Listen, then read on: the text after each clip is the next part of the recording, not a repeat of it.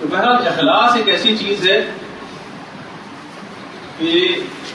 ہر دینی طالب علم اپنی نیت کو اور اپنے عمل کو اس کے سانچے کے اوپر ڈھال کر دیکھے، پرکھ کے دیکھے کہ وہ اس کا نیت کیسے خالص ہے اور اس کا عمل کیسا خالص ہے، خصوصاً علم دین۔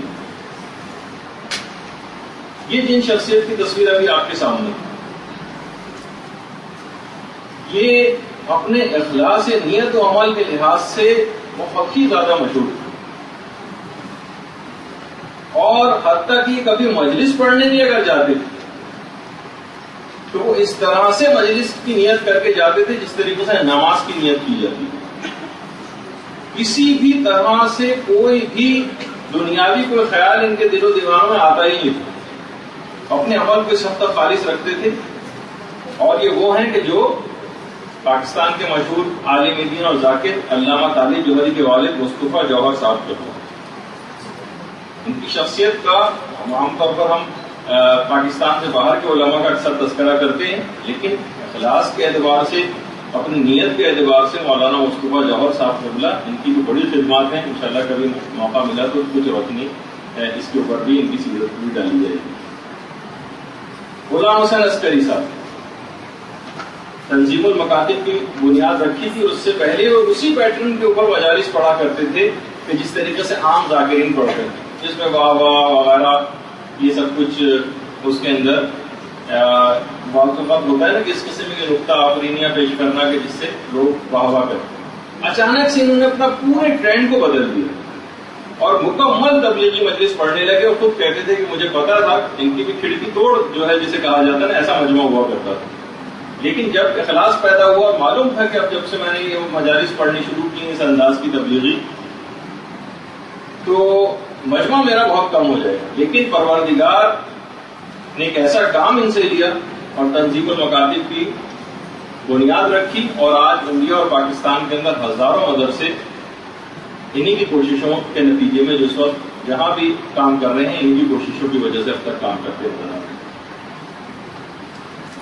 یہ جو آپ کے سامنے اس وقت ہیں، یہ آیت اللہ مہدی نراقی۔ آیت اللہ مہدی نراقی وہی ہیں جو ملا احمد نراقی کے والد، ملا احمد نراقی، ان کی بہت ہی مشہور کتاب عروج السعادہ ہے، لیکن ان کے والد نے بھی ایک اخلاقیات پہ کتاب لکھی تھی جس کا نام ہے جامع السعادات۔ ان کے والد کی اخلاقیات کے اوپر، علم اخلاقیات کے اوپر ایک بہترین کتاب جو ہے شمار ہوتی ہے، اور تمام اخلاقیات کی کتابیں جو بعد میں لکھی گئیں اس میں ضرور کہیں نہ کہیں جامع السعادات سے کوئی نہ کوئی چیز لی جاتی ہے اور ریفرنسز میں اس کو کوٹ کیا جاتا ہے، ملا مہدی نراقی۔ اور ان کی کتاب جامع السعادات ایسی کتاب ہے کہ باقاعدہ بڑے بڑے علماء ان کی اس کتاب کا درس لیتے ہیں۔ انہوں نے جب یہ کتاب لکھی تھی جامع السعادات، ملا مہدی نراقی نے، تو انہوں نے اپنی اس کتاب کو اپنے استاد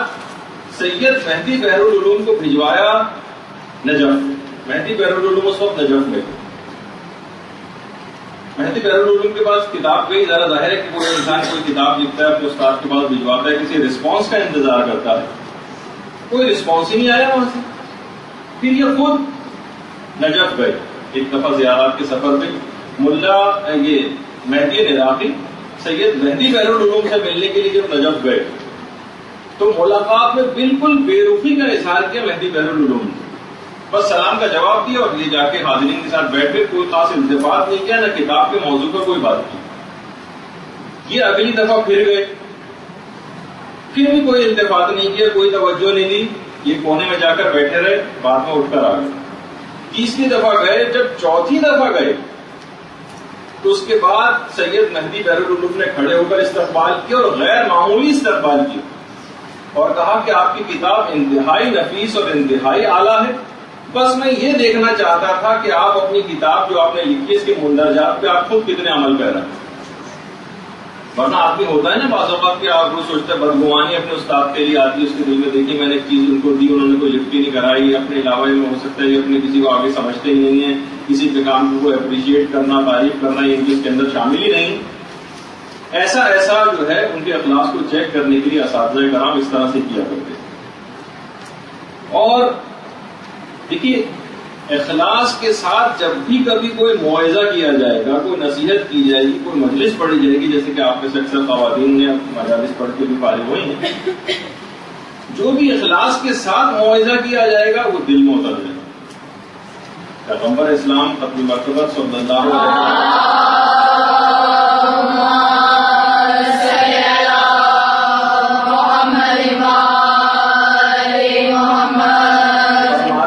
جو موعظہ بھی یا جو نصیحت بھی دل سے کی جاتی ہے وہ دل میں جا گھستی ہے، اور جو فقط زبان سے کی جاتی ہے وہ صرف کان کی حد تک رہ جاتی ہے۔ جو بہرحال یہ جو غیر مخلص یا بے عمل قسم کی نصیحت کرنے والے یا بے عمل قسم کی مجالس پڑھنے والی خواتین، ان کی تقاریر میں کوئی خاص اثر ہوتا نظر نہیں آئے گا آپ کو، اور لوگوں میں کوئی ایسی تبدیلی ہوتی نظر نہیں آئے گی کہ بھائی فلاں کی مجالس سننے سے دیکھیے فلاں خاتون نے پردہ کرنا شروع کر دیا، فلاں خاتون کی مجالس سننے کی وجہ سے ان کی بات میں اتنی اثر تھی، کتنی خواتین نے مثلا غیبتیں کرنی ترک کر دی۔ اگر آپ کی معاشروں کے اوپر اشرے آپ پڑھی چلی جا رہی ہیں اور آپ کوئی خاص فرق ہوتا معاشرے کے اوپر نظر نہیں آ رہا، کسی کے اندر کوئی تبدیلی نظر نہیں آ رہی، تو آپ اپنے خود اخلاص کو چیک کریں، کیونکہ جو فقط زبان سے بات کی جاتی ہے وہ فقط کان کی حد تک رہ جاتی ہے، اور جو خلوص دل کے ساتھ بات کی جاتی ہے اور عمل پیرا ہوا جاتا ہے وہ دل میں جا گھستی ہے وہ بات۔ تو بہرحال کی جو جتنے بھی بے عمل اور غیر مخلص واعظین، یہ بات یاد رکھ لیجیے کہ بہت ساری روایت میں اس بات کا تذکرہ آیا کہ ان کی کم ترین سزا یہ ہے کہ پروردگار عالم اپنی یاد کو ان کے دل سے چھین لیتا ہے، اور اپنے ذکر کی شیرینی اور حلاوت کو ان کی زبانوں سے بھی چھین لی جاتی ہے۔ ابھی اگر ذکر کریں گے بھی، کوئی موعظہ، کوئی نصیحت، کوئی ارشاد والی بات، لیکن لوگوں کے اوپر سے کوئی اثر ہوتا نظر نہیں آئے گا۔ اور یہ وہی پیغام ہے جو کہ حضرت داؤد علیہ السلام کو پروردگار نے اپنی وحی میں ارشاد فرمایا،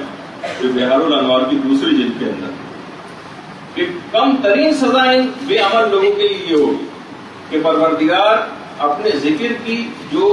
لذت ہے وہ ان کے دل سے چھین لے گا، اور ان کی زبان پر پروردگار عالم کی اگر کبھی تعریف آئے گی تو شیرینی اور حلاوت ان کی زبان سے چھین لی جائے گی، کم ترین سزا۔ اور بہار الانوار ان کی جلد نمبر 78، اس میں 5ویں امام محمد باقر علیہ السلام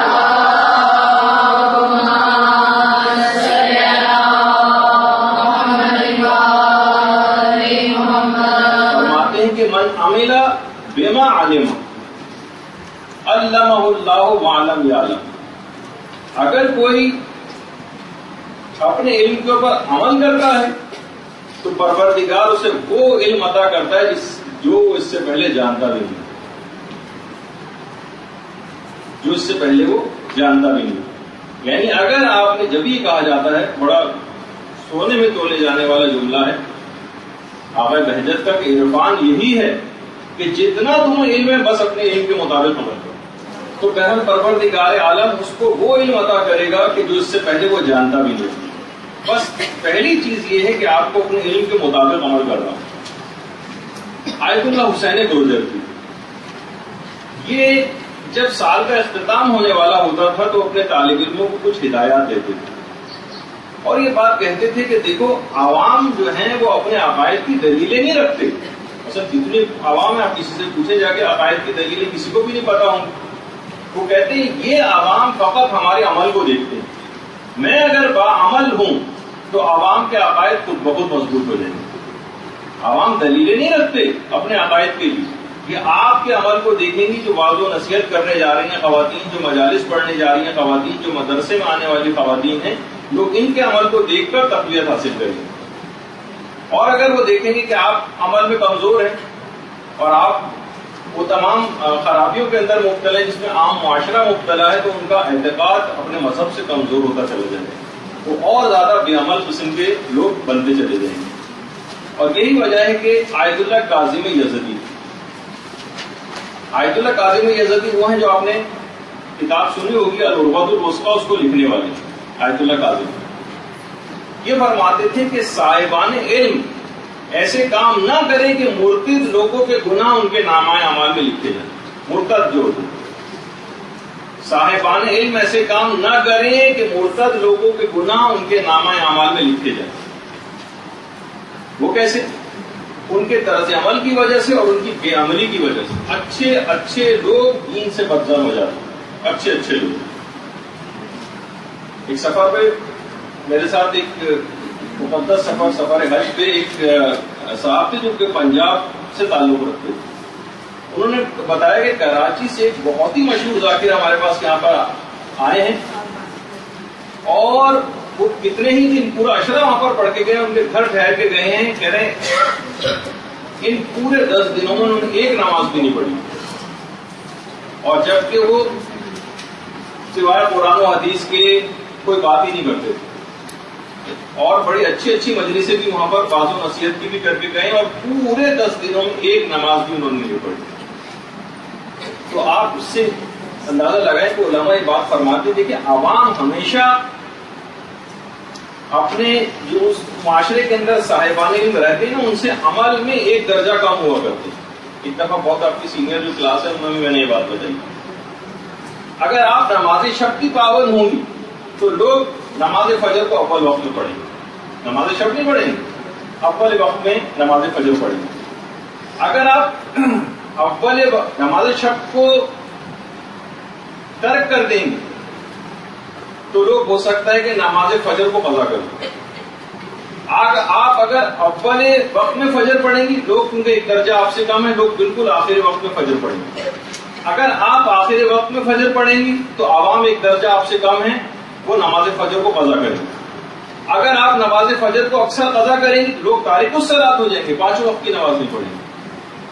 یہ بات یاد رکھ لیجیے کہ جتنا آپ اپنے عمل کے اندر بہتری لاتی جائیں گی اتنا عوام کے اندر تبدیلی نظر آئے گی. جو جنتا ہے بے عمل قسم کے جو واعظین, ایک دفعہ کسی جگہ زلزلہ آیا, ابھی آپ نے دیکھا کہ کچھ عرصے پہلے ہائٹی میں جو زلزلہ آیا, وہ تو خیر امریکیوں نے خود وہ زلزلہ لے کر آئے تھے, اور باقاعدہ شاک ویوز کس طرح سے انہوں نے وہاں پر ڈیولپ کی تھی. بہت سے لوگ تو زلزلے خدائی طرف سے نہیں بلکہ وہ فالٹ لائنس میں خود جو ہے شاک ویوز داخل کرتے ہیں, اس کو باقاعدہ ڈائریکشن بھی دیتے ہیں کس جگہ. اور کہا جاتا ہے کہ کافی سالوں پہلے جو ایران کے اندر زلزلہ آیا تھا یہ بھی امریکہ نے ہی پیدا کیا, اور ابھی 2 لاکھ تو ہائٹی کے اندر ہی جو ہے وہ ہلاک ہوئے ہیں لوگ. اور اس کے بعد کل والا جو زلزلہ آیا اس کے متاثر کبھی تک پتا نہیں چل سکا کہ کیا. تو بہرحال ایک ساتھ کسی جگہ زلزلہ آیا اور بہت زیادہ افلاس اور دھوپ اور سب چیزیں وہاں پر پھیل گئی. انہوں نے جا کے مسجد کے اندر بہت زبردست قسم کی تقریر کی اور کہا کہ یہ ثواب ہے, یہ ثواب ہے, یہ ثواب ہے لوگوں کی مدد کرنے کا. ان کی بیوی بھی اس مجمع کے اندر بیٹھی ہوئی تھی, خواتین کے سیکشن. گھر آئی اور اس نے زیادہ تر چیزیں جو ہیں گھر کی صدقہ کر دی. یہ صاحب جب گھر آئے پوچھا لاؤ کھانا لاؤ, اس نے کہا وہ تو سارا میں نے, آپ نے خود ہی تو تقریر میں فرمایا تھا, وہ تو سارا میں نے صدقہ کر دیا. کہے بدبخت وہ تو دوسرے لوگوں کے لیے میں نے نصیحت بیان کی تھی, تم اپنے گھر کے لیے تھوڑی کی تھی. تو بعض اوقات یہ صورتحال ہو جاتی ہے دیکھیے کہ آپ کو خود پہلے عمل پیرا ہونا پڑے گا ان تمام چیزوں کے اوپر, پھر اس کے بعد بات جو ہے وہ آگے بڑھے گی. اگر آپ جھوٹ کو اپنی تقریر کے اندر اس کی مذمت بیان کر رہی ہیں تو پہلے آپ کو جھوٹ کو خود ترک کرنا پڑے گا. اگر آپ گناہوں سے بچنے کی کوئی ترغیب بیان کرنی ہے تو ان گناہوں سے پہلے اپنے آپ کو خود آپ کو بچانا پڑے گا. غیبت سے بچنے کی کوئی آپ بتا رہی ہیں کوئی ترکیب, تو پہلے آپ کو خود اس کے اوپر عامل ہونا پڑے گا, پھر کہیں جا کے اس کے اندر کوئی بہتری آپ کو جو ہے وہ نظر آئی. اور دیکھیے مثلا غیبت عام طور پر دیندار خواتین کی بہت زیادہ اس مرض کے اندر گرفتار ہوتی ہے. آیت اللہ عراقی کے متعلق یہ بات ملتی ہے. امام خمینی کے بعد انتقال کے بعد زیادہ تر لوگ آیت اللہ عراقی کی تقلید میں گئے تھے. آیت اللہ عراقی کسی بھی محفل کے اندر شریک ہی نہیں ہوتے تھے, جاتے ہی نہیں تھے کسی بھی محفل. وہ کہتے تھے آج کل کوئی محفل ایسی نہیں ہے جہاں غیبت کرنی نہ پڑ جائے یا سننی نہ پڑ جائے. انہوں نے ترقی کر دیا تھا جانے. اس کے علاوہ آیت اللہ بہجت کے متعلق بھی یہ چیز ملتی ہے. وہ بھی زیادہ محافل کے اندر جایا نہیں کرتے تھے, سوائے ایک عین موقع پر آ کر پہنچتے تھے, کوئی بھی مجلس وغیرہ سنی اور اس کے بعد وہاں سے اٹھ کر چلے گئے. لیکن عام کسی زیادہ لوگوں سے میل جول اس طرح سے نہیں رکھتے تھے اور کسی محفل میں بھی نہیں جایا کرتے تھے. وہ کہتے تھے کہ مجھے ڈر ہے کہ کہیں مجھ کو غیبت سننا نہ پڑ جائے. تو بہرحال اور چیز بھی ایک ایسی، اس کے اندر لطف اتنا زیادہ ہے کہ خود آیت اللہ بہجت فرماتے تھے عذرائے مذاق کہ اگر مجھے کسی ایک گناہ کو کرنے کا اختیار مل جائے تمام گناہوں میں سے تو میں غیبت کا انتخاب کروں. بڑا مزہ آتا ہے اس کے اندر غیبت کرنے میں. تو بہرحال چاہے آدمی دیندار ہو کچھ ہو، علماء کہتے ہیں واحد وہ جگہ کہ جہاں پہ ہمیں اجازت ملتی ہے، جیسے آپ کو پہلے جب غیبت کی کلاس ہوتی ہے اس میں بتایا تھا کہ علم الرجال کے اندر خوب غیبتیں کر کے اپنے دل کے ارمان جو پورے کرتے ہیں. تو بہرحال اور آیت اللہ حجت یہ فرماتے ہیں کہ خاص طور پر علماء کی غیبت کرنا، مراجع کی غیبت کرنا، نائبین امام کی اس طرح سے غیبت کرنا کہ دراصل خود امام زمانہ کی غیبت کرنے کے برابر ہے. اور یہ عمل خدا کی ناراضگی کا سبب بنے گا اور ایک ایسا عذاب نازل ہوگا ان لوگوں کے اوپر کہ آخر ان کی زندگیوں میں اس چیز کا جو ہے وہ مشاہدہ کر سکیں. برحمتك يا أرحم الراحمين وصلى الله على محمد وآله الطاهرين.